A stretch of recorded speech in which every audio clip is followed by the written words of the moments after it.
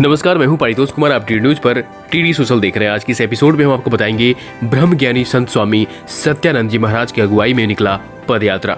जी हां, संसार को धर्म और ज्ञान से सत्य का मार्ग दिखाकर विश्व गुरु के रूप में पहचान रखने वाले भारत की यह पहचान साधु और सन्यासियों से है।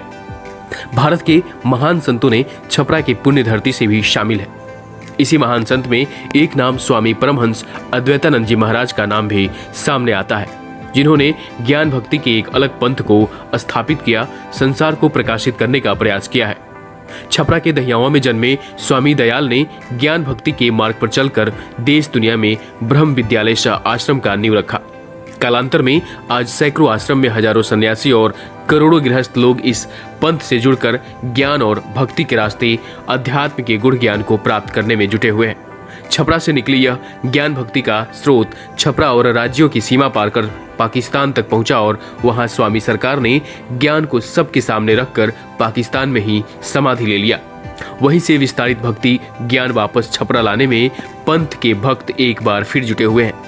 173 साल पहले रामनवमी तिथि को परमहंस दयाल अद्वैतानंद जी महाराज का जन्म शहर के ही दहियावा टोला में एक ब्राह्मण परिवार तुलसी राम पाठक के घर में हुआ था। तब अद्वैतानंद जी महाराज का नाम रामयाद रखा गया था। जन्म के 8 माह के बाद ही उनकी माता की मृत्यु हो गई।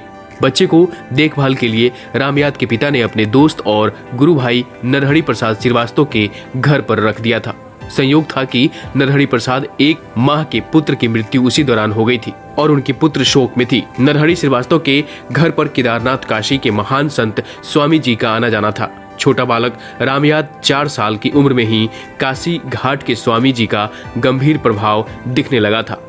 10 साल के उम्र में रामयाद ने स्वामी जी से ज्ञान के विषय में सवाल पूछा था और ध्यान योग की विद्या सीख ली थी। 14 वर्ष की आयु में लाला नरहरि प्रसाद का निधन हो चुका था। तब पहुंचे स्वामी जी से रामयाद ने अपने को साधु होने की इच्छा बताई थी। तब स्वामी जी ने इस मार्ग को कठिन बताकर मना कर दिया था। जिद करने पर मां के रहते ऐसा करने से रोक दिया था। 1863 में 17 वर्ष की आयु में पालन करने वाली मां का भी देहांत हो गया।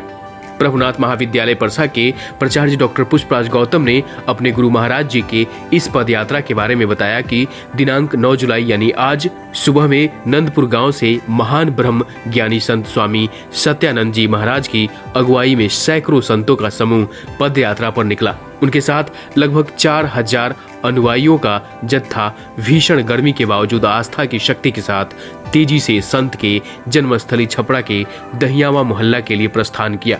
मालूम हो कि आश्रम में 2 दिवसीय सांस्कृतिक कार्यक्रम और व्याख्यान होना है।